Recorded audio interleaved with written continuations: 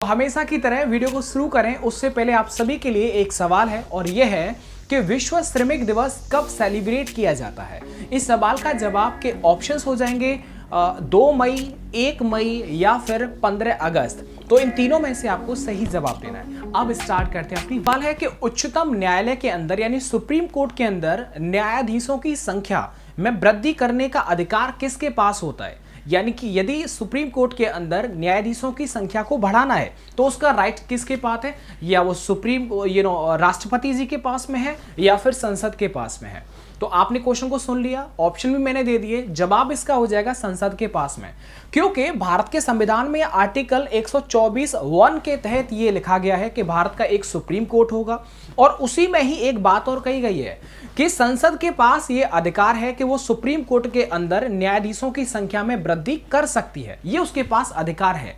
आपको मैं बता दूं, शुरुआती दौर में 1+7 ये सुप्रीम कोर्ट के अंदर न्यायाधीशों की संख्या थी, लेकिन अभी वर्तमान में 1+33 ये संख्या जो है वो अभी वर्तमान में सुप्रीम कोर्ट के अंदर न्यायाधीशों की संख्या जो है वो टोटल कुल 34 हो सकती है। तो ये कहा गया था आर्टिकल 124 के अंदर। Is that clear? पहले 1+7 थे और अब 1+33 है। अब आपके मन में एक सवाल रहा होगा कि सर क्या सुप्रीम कोर्ट के अंदर कोई भी महिला मुख्य न्यायाधीश नहीं रही है क्या? जैसे रमन्ना जी हैं वैसे कोई महिला मुख्य न्यायाधीश नहीं रही है। तो देखिएगा, महिला मुख्य न्यायाधीश तो नहीं रही लेकिन न्यायाधीश जरूर रही है।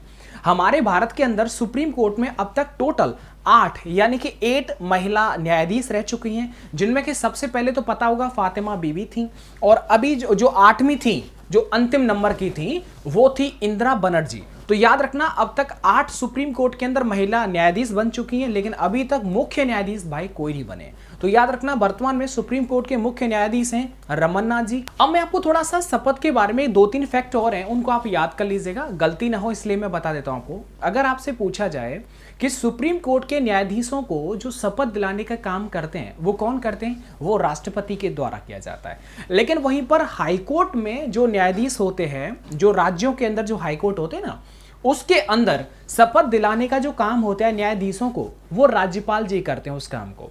लेकिन याद रखना, सुप्रीम कोर्ट हो या फिर हाई कोर्ट हो, अगर उसके जो न्यायाधीश हैं अगर उनकी नियुक्ति होगी या फिर वो न्यायाधीश त्यागपत्र देंगे तो वो सिर्फ राष्ट्रपति के पास ही किया जा सकता है। यानी राष्ट्रपति जी सुप्रीम कोर्ट हो या फिर हाई कोर्ट हो, वहां पर नियुक्ति कर सकते हैं न्यायाधीशों की, और अगर उनको हटना होगा, उनका कार्यकाल पूरा हो गया या फिर उन्हें समय से पहले हटना है, त्यागपत्र देना है, तो वो राष्ट्रपति जी को किया जाएगा। सबके सामने एक सवाल रख दिया जाए कि लानोस घास के मैदान ये कहां पर है, क्या आपको पता है क्या? तो याद रखना, लानोस घास के मैदान है वेनेजुएला के अंदर। अगर आपसे पूछ लिया जाए कि अर्जेंटीना के अंदर किस के घास के मैदान है, आपको पता है क्या? वहां पर पंपास घास के मैदान पाए जाते हैं अर्जेंटीना के अंदर। अगर पूछा जाए डाउन्स घास के मैदान कहां पर हैं, तो वो वहां पर है जिसकी राजधानी कैनबरा है, यानी ऑस्ट्रेलिया के अंदर।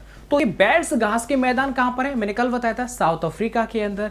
अगर आपसे पूछ लिया जाए कि प्रेरीज घास के मैदान कहां पर है, तो वो नॉर्थ अमेरिका के अंदर। तो याद हो जाएगा, डाउन्स घास के मैदान ऑस्ट्रेलिया के अंदर, पंपास घास के मैदान अर्जेंटीना के अंदर, प्रेरीज घास के मैदान नॉर्थ अमेरिका के अंदर, बेड्स घास के मैदान साउथ अफ्रीका के अंदर। तो ये सारी चीजें जो हैं आपको हल्के हल्के याद रहने चाहिए। आपसे करंट अफेयर का सवाल पूछता हूं, आप मुझे बताइएगा कि गाजा पट्टी जो प्लेस है, जो स्थान है, वो किन 2 देशों के मध्य में है? आपसे मैं सवाल पूछता हूं, गाजा पट्टी, अभी आपको मैं पूरा विवाद बताऊंगा कि ये विवाद क्या हुआ था, यहां पर लड़ाई झगड़ा कैसे हो गया था इजराइल एंड फिलिस्तीन के बीच में। तो मेरा सवाल है कि गाजा पट्टी स्थान जो है वो किन 2 देशों के बीच में आता है? तो याद रखिएगा, ये इजराइल जिसकी राजधानी है यरूशलेम, और एक है मिस्र, यानी इसे इजिप्ट भी बोलते हैं, मिस्र जिसकी राजधानी काहिरा है। ठीक है, तो इन चीजों को आप याद रखिए। अब देखिए, आप सभी को पता होगा कि गाजा पट्टी और वेस्ट बैंक ये 2 प्लेस हैं जिन पर अधिकार है फिलिस्तीन का, एंड फिलिस्तीन और इजराइल के बीच में अभी आपको पता था लड़ाई हो चुकी है। खैर, अब तो युद्ध विराम जो है घोषित कर दिया गया है, लेकिन इजराइल ने गाजा पट्टी में जो हमास, जो हमास क्या है कि इजराइल ने एक आतंकी संगठन है हमास, उसको आतंकी संगठन ही माना है। इजराइल ने गाजा पट्टी पर जो कंट्रोल कर रखा है वो हमास के लड़ाकों ने कर रखा है। आपको मैं बता दूं, यरूशलेम जो इजराइल की राजधानी है, यरूशलेम, उसके अंदर एक मस्जिद है, उसका नाम है अल अक्सा मस्जिद। और याद रखना, अल अक्सा मस्जिद मुस्लिमों के लिए बहुत ही धार्मिक प्लेस होता है। जैसे मक्का, मदीना, ये तीसरे नंबर की है। पहले नंबर पर मक्का, फिर दूसरे नंबर पर मदीना, फिर तीसरे नंबर पर अल अक्सा मस्जिद मुसलमानों के लिए सबसे धार्मिक प्लेस है ये। Is that clear?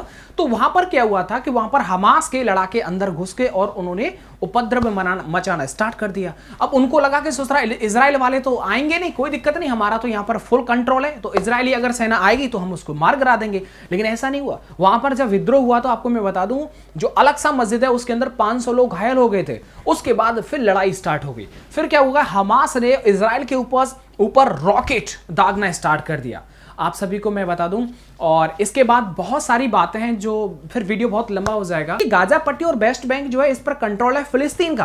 तो इसका मतलब ये जो लड़ाई थी वो इजराइल और फिलिस्तीन के बीच में थी। तो याद रखना, ये जो मैंने पूछा था कि गाजा पट्टी स्थान जो है वो किन दो देशों के बीच में आता है, और एक सागर भी है। तो याद रखना, मिस्र और इजराइल, और ये गाजा पट्टी के जस्ट बगल में वेस्ट साइड में याद रखना भूमध्य सागर पाया जाता है। तो ये विवाद बहुत बड़ा है। यदि आप चाहेंगे तो फुल डिटेल में अब तक क्या हुआ इस पूरे विवाद को लेकर के, इजराइल ने कितने ठोक ठोक के मारा है उसको, फिलिस्तीन वालों को और हमास वालों को, तो ये सब चीजें अगर आप चाहेंगे तो मैं एक स्पेशल वीडियो आप सभी के सामने लाऊंगा कि भगवान महावीर नेशनल पार्क जो है वो किस राज्य के अंदर है। तो याद रखना ये वही राज्य है जिसकी जो भाषा है वो कोंकणी भाषा है। तो अगर आपको मैं और याद दिला देता हूं, ये वही राज्य जिसके जो राज्यपाल हैं वो भगत सिंह कोश्यारी हैं। ये वही राज्य है जिसके मुख्यमंत्री प्रमोद कुमार सावंत जी हैं। और ये वही राज्य है जिसकी राजधानी पणजी है। और सर याद रखना, अब तो याद आ गया होगा कि गोवा की राजधानी पणजी है। तो एक सवाल है जिसका मैंने आपसे पूछा था कि जो भगवान महावीर नेशनल पार्क है ये गोवा के अंदर आता है। याद रखना, सलीम अली बर्ड सेंचुरी है, ये भी गोवा के अंदर ही आता है, ठीक है। और नेत्रवाली वाइल्ड लाइफ सेंचुरी है, ये भी गोवा के अंदर ही आता है। कि लोकसभा की सीट कितनी है वहां पर बताओ जल्दी से? 2 हैं सिर्फ, और राज्यसभा की सिर्फ 1 है, ठीक है। और विधानसभा की कितनी है? 40। गोवा था, ये कब इसका निर्माण हुआ, कब अस्तित्व में आया एक राज्य के तौर पर? तो 30 मई 1987 को गोवा बना था। और याद दिला दूं मैं आपको, गोवा पहले राज्य नहीं था, गोवा पहले यूटी था। लेकिन 1987 में, ये 30 मई 1987 में यूटी को एक राज्य का दर्जा दिया गया था। तो अच्छा, गोवा का अगर नाम आ जाए तो भाई 2-3 हस्तियां और कुछ चीजें और भी आप याद रखना। अगर आप से पूछा जाए कि गोवा का राजकीय फल क्या है तो वो काजू हो जाएगा। अगर कोई पुष्प पूछा जाए तो वो जैस्मिन हो जाएगा, ठीक है। तो अगर आपसे को जो पेड़ पूछ लिया जाए, वृक्ष, तो वो क्या हो जाएगा? नारियल हो जाएगा, मती हो जाएगा। तो इन सभी चीजों को आप हल्के हल्के याद रखिएगा। राजकीय पक्षी कौन सा है तो आपको याद होना चाहिए, वो है येलो बुलबुल। और यदि आपसे पूछ लिया जाए कि राजकीय पशु क्या है तो वो गौर है। अब देखिएगा, एक और चीज याद रखने ना, गोवा की सिर्फ एकमात्र महिला मुख्यमंत्री बनी थी और उनका नाम था शशिकला। क्या नाम था उनका? शशिकला। इस फैक्ट को आप याद रखेंगे, भूलना मत, उनका नाम क्या था? शशिकला। जब गोवा की बात हो गई तो ऐसा तो हो नहीं सकता कि मनोहर पर्रिकर साहब की बात ना हो। मनोहर पर्रिकर साहब वो मुख्यमंत्री, यानी कि गोवा के 3 बार मुख्यमंत्री रह चुके हैं। और एक और चीज मैं याद दिलाता साहब, मनोहर पर्रिकर साहब ऐसे वैसे लप्पू जप्पू नहीं थे, वो IIT बॉम्बे से पास आउट थे। और याद रखना, वो भारत के रक्षा मंत्री भी रहे।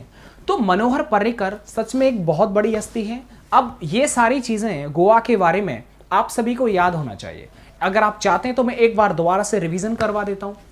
महावीर नेशनल पार्क ये गोवा के अंदर है, ठीक है। सलीम अली एंड नेत्रवाली, सलीम अली और नेत्रवाली, ये दोनों ही जो हैं वो ये पार्क हैं और ये गोवा के अंदर आते हैं। अब गोवा के बारे में थोड़ा सा डिस्कस कर लेते हैं। पणजी यहाँ की राजधानी है, प्रमोद सावंत यहाँ के मुख्यमंत्री हैं, राज्यपाल हैं वो हैं आपके भगत सिंह कोश्यारी। अगर लोकसभा की सीट पूछी जाए तो 2, राज्यसभा की 1, अगर विधानसभा की पूछी जाए तो वो 40 हो जाएंगी। इसका निर्माण हुआ था 30 मई 1987 को। और यहाँ पर जो कोंकणी जो है वो भाषा, ये वहाँ की राजकीय भाषा है। अगर मैं आपसे पशु पक्षी के बारे में पूछ लूँ तो वहाँ का जो पशु है वो गौर है, पक्षी जो है वो बुलबुल है, पुष्प जो है वो जैस्मिन है, ठीक है। तो ये सारी चीजें याद हो जाएंगी। और फल जो है वो काजू है। तो इन चीज़ों को आप धीरे धीरे याद करना ये बहुत ज़रूरी है। अगर आपसे वहाँ पर राज्य के वृक्ष पूछ लिया जाए तो वो कोकोनट यानी कि नारियल हो जाएगा और मती हो जाएगा। फैक्ट याद हो जाएंगे। और याद रखना, गोवा की सिर्फ एकमात्र जो महिला मुख्यमंत्री बनी थी उनका नाम शशिकला है। अगर मनोहर पर्रिकर साहब के बारे में पूछा जाए तो मनोहर पर्रिकर साहब याद रखना वो 3 बार मुख्यमंत्री रह चुके गोवा के, और एक जो है रक्षा मंत्री भी रहे हैं खैर, और इसके साथ में ये आईआईटी बॉम्बे से पास आउट थे। तो सर ये गोवा के बारे में इन सभी फैक्ट को आप एक बार रिवीजन करते हैं। आपसे छोटी सी जानकारी और पूछ लिया जाए कि क्षेत्रफल में भारत का सबसे छोटा जो राज्य है वो गोवा है, जो 1987 में बना था, और सबसे बड़ा क्षेत्रफल में वो हमारा राजस्थान है। अगर जनसंख्या में पूछ लिया जाए तो उत्तर प्रदेश जिंदाबाद, और जनसंख्या में सबसे छोटा जो राज्य है वो क्या है? सिक्किम है। क्या है बताओ जल्दी से? सिक्किम है। कि चीन की वाणिज्यिक राजधानी कौन सी है? याद रखना वो शंघाई है। क्या है बताओ? शंघाई। चीन की जो मुद्रा है वो कौन सी है बताओ? युआन या रे मिनवी है। Is that clear? चीन के बारे में सारे फैक्ट आपको याद होना चाहिए। और चीन की जो राजधानी है वो कौन सी है बताओ? बीजिंग। अगर वाणिज्यिक राजधानी पूछी जाए तो शंघाई, और सिर्फ राजधानी पूछी जाए तो बीजिंग। अच्छा, एशिया की सबसे बड़ी जो नदी है वो कौन सी है बताओ? यांगटीसी। और याद रखना कि जो चीन की जो वाणिज्यिक राजधानी है ना शंघाई, वो यांगटीसी रिवर के ही जो है किनारे पर स्थित है। इन चीज़ों को याद रखेंगे। लेकिन अगर संसार की सबसे लंबी अगर नदी पूछी जाए तो वो नील नदी है। कौन सी बताओ? नील नदी। तो एक बार रिवीजन करवा देता हूँ। चीन के बारे में अगर पूछा जाए तो चीन की जो राजधानी है वो बीजिंग, वाणिज्यिक राजधानी है शंघाई। शंघाई जो है वो एशिया की सबसे लंबी नदी यांगटीसी के किनारे पर स्थित है। संसार की सबसे लंबी जो नदी है वो नील नदी है। Is that clear? और चीन की जो मुद्रा है वो युआन या फिर रे मिनवी है। Is that clear? तो चीन के बारे में सारे फैक्ट आपको। अगर आपसे करंट अफेयर का एक सवाल पूछ लिया जाए कि 25 मई 2021 को सीबीआई यानी central bureau of investigation CBI के नए महानिदेशक को नियुक्त किया गया है। आपको पता है कि उनका नाम क्या था? देखिएगा, सीबीआई के जो हेड थे, जो चीफ थे, वो थे ऋषि कुमार शुक्ला। उनकी जगह पर अब नए आ गए, उनका नाम है क्या रखना? सुबोध कुमार जायसवाल। लेकिन सुबोध कुमार जायसवाल साहब से पहले ऋषि कुमार शुक्ला ये सीबीआई के महानिदेशक थे। अब देखिएगा, सुबोध कुमार जायसवाल के बारे में बताता हूं। ये जो है 1985 बैच यानी महाराष्ट्र कैडर के आईपीएस ऑफिसर हैं, और ये कोई इतने नॉर्मल पर्सन नहीं है। सुबोध कुमार जायसवाल ये रॉ में भी काम कर चुके हैं, एनएसजी में भी काम कर चुके हैं, और इसके साथ में ही ये महाराष्ट्र में पुलिस विभाग के डीजी भी रह चुके हैं। याद रखना। अब एक सवाल होगा, सर ये कितने टाइम के लिए बनाए गए हैं? सुबोध कुमार जायसवाल सीबीआई के जो चीफ बनाए गए हैं सुबोध कुमार जायसवाल, ये 2 साल के लिए 2 ईयर्स के लिए इनको बनाया गया है। अब सवाल आएगा कि सर सुबोध कुमार जायसवाल यानी सीबीआई के जो चीफ हैं इनको नियुक्त कैसे किया गया था? तो देखिएगा, एक समिति बनी थी, उस समिति की सिफारिश पर इन्हीं को चुना गया था। ठीक है, जबकि राकेश अस्थाना उनका भी नाम आ रहा था। बट याद रखना, अच्छा समिति में कौन कौन थे? समिति में नरेंद्र मोदी जी थे, और विपक्षी नेता रंजन चौधरी वो भी थे, और सुप्रीम कोर्ट के मुख्य न्यायाधीश यानी रमन्ना जी, ये जो थे ये 3 व्यक्ति थे। इनकी कमेटी की सिफारिश पर ही सुबोध कुमार जायसवाल साहब को सीबीआई के चीफ जो है उनको बनाया गया है। सीबीआई जो है वो इसकी जो स्थापना हुई थी वो 1963 के अंदर हुई थी। सवाल और होगा कि सर सीबीआई जब 1963 के अंदर बनी थी तो उस टाइम पर सर इसके चीफ कौन थे? तो उस टाइम पर इसके चीफ थे डीपी कोहली। कौन थे बताओ? महानिर्देशक जो थे, सबसे मेन हेड थे, संस्थापक, वो थे डीपी कोहली। तो डीपी कोहली थे, लेकिन अभी प्रेजेंट में कौन है? सुबोध कुमार जायसवाल। अब एक सवाल आएगा कि सर शुरुआत 1963 के अंदर ये जो सीबीआई है वो किस विभाग के अंतर्गत काम करता था? तो पहले ये गृह मंत्रालय के जो है अंडर में काम करता था। अभी जो वर्तमान में ये कार्मिक और लोक शिकायत मंत्रालय के अधीन काम करते हैं। अब आपका एक सवाल होगा कि सीबीआई को जो शक्तियां मिली हुई हैं वो किस अधिनियम के आधार पर इसको जो है वो शक्ति मिली हुई है? तो याद रखना, वो जो अधिनियम था वो था दिल्ली विशेष पुलिस संस्थापन अधिनियम 1946। मैं आपको 3 महान पर्सनालिटी हमारी इंडिया के अंदर, और उनके बारे में आपको बता रहा हूं जो हेड है। आपको अगर पूछ लिया जाए कि संजय कोठारी कौन है, यशवर्धन सिन्हा कौन है, अगर आपसे पूछ लिया सुशील चंद्रा कौन है, तो उनके बारे में थोड़ा थोड़ा पता होना चाहिए। देखिए, सुशील चंद्रा जो है वो मुख्य चुनाव आयुक्त हैं। अगर पूछा जाए कि संजय कोठारी कौन है, तो वो है मुख्य सतर्कता आयोग। ये जी पूछ लिया जाए कि यशवर्धन सिन्हा सर जी कौन है, तो वो है मुख्य सूचना आयुक्त। तो इन सभी चीजों को आप याद रखेंगे। सूचना आएगी तो यशवर्धन साहब देंगे। सतर्कता विजिलेंस यदि आपको करना है तो वो संजय कोठारी साहब करेंगे। अगर चुनाव आयोग और इसके जो हेड है, मुखिया हैं, सुशील चंद्रा है वो। तो इन तीनों पर्सनालिटी के बारे में आप सभी को याद होना चाहिए। सीबीआई के बारे में मैंने बता दिया, इसके नए चीफ बने हैं सुबोध कुमार जायसवाल साहब, 2 साल के लिए बने हैं। और इसकी जो समिति, जिस समिति की सिफारिश पर इनको बनाया गया है, जिसमें मोदी पीएम शामिल थे और उसमें विपक्षी नेता अधीर रंजन चौधरी साहब थे और जो सुप्रीम कोर्ट के मुख्य न्यायाधीश रमन्ना, इन तीनों की सिफारिश पर उनको बना दिया गया था। 1946 यानी दिल्ली विशेष पुलिस जो है संस्थापक अधिनियम 1946 के अकॉर्डिंग सीबीआई को जो वो शक्तियां प्राप्त हैं। और ऐसा ही नहीं, याद रखना, इन सब चीज़ों को याद रखना। ये जो सीबीआई इसकी स्थापना कब हुई थी? 1963। जब इसकी स्थापना हुई थी तो उस टाइम पर जो महानिर्देशक थे, जो मेन संस्थापक थे सीबीआई के, वो डीपी कोहली साहब थे। पूछ लिया जाए कि सीएनजी का मुख्य घटक क्या होता है, तो आप मुझे बताएंगे क्या? तो उसका जो सीएनजी का मुख्य घटक होता है, सी माने CH4, तो CH4 यानी मीथेन। अगर एलपीजी का मुख्य घटक पूछ लिया जाए तो वो है आपका ब्यूटेन प्लस प्रोपेन।